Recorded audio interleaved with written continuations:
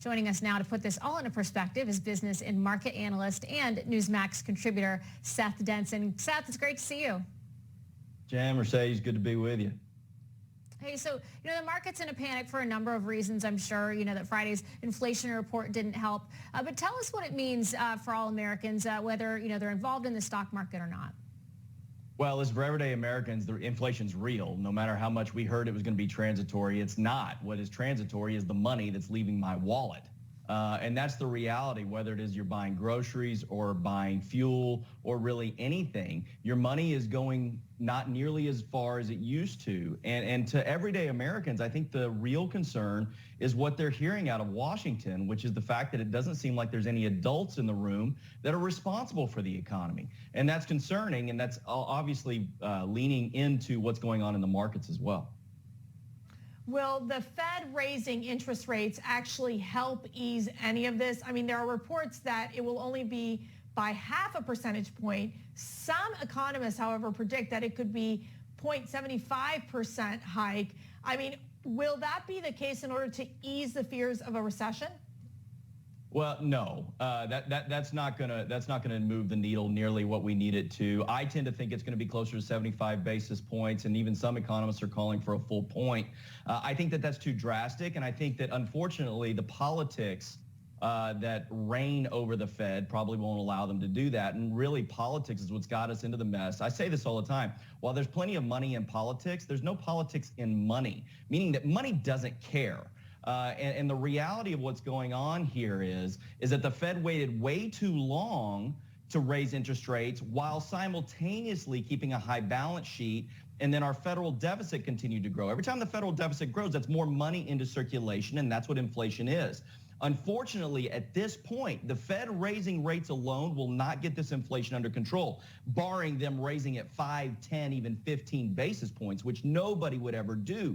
So the only way to get this inflationary situation under control are two things: energy and time.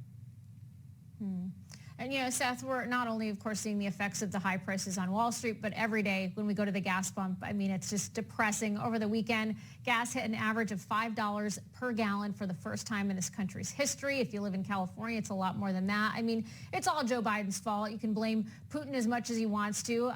But now he's even planning on going to Saudi Arabia to beg for more oil production. Is this really going to have any impact, do you think, at the pump? I don't know. Is he going or isn't he going? I think that's what we're all kind of sitting here scratching our heads wondering at this point, right? No, listen, it might help, but here's the reality. We should be going to Saudi Arabia. We shouldn't be going to OPEC at all. Biden should, instead of traveling overseas to solve this problem, pull in the major producers and manufacturers of energy here in the United States and say, hey, I'm not going to keep throwing you guys under the bus, and I'm not going to keep demonizing you in front of cameras and appointing people in my administration that want to put you out of business. I mean, we have people that he's appointed that, quite frankly, said they wanted fossil fuel industry to go bankrupt. So here's the reality. We have plenty of energy in the United States to solve our problem and be a net exporter and really help impact what's going on the global economy. But the reality is it wasn't that long ago that these producers remembered when oil was below $0 a barrel, and they continued to be demonized. And so until this administration is willing to meet with U.S. producers, I don't see the price of oil going down. OPEC certainly isn't our friend, and they don't want to be. Yeah, when you're looking at Venezuela's options for getting oil as well as Saudi Arabia, that's very problematic. Biden was asked yesterday about the Saudi Arabia trip. I want you to hear his answer. Decided, sir, whether to go to Saudi Arabia? No, not yet. What would be the holding up the decision at this point? Are there commitments you're waiting for from the Saudis or on the negotiations over peace? Well, the commitments from the Saudis don't relate to anything having to do with energy. It happens to be a larger meeting taking place in Saudi Arabia. That's the reason I'm going. And it has to do with national security for them, for Israelis. I have a program anyway. Anyway, Seth, it sounds like he has no clue what the heck he's saying. And quite frankly, I don't know. I don't feel very confident that we're going to make some headways here with Saudi Arabia, because at the end of the day, Saudi Arabia is the one that's in charge right now, dictating what oil will be coming into the United States, really putting us in a weakened position. Your thoughts? Well, yeah, and you got to think OPEC is no longer just OPEC; it's OPEC plus, and that plus stands for Russia.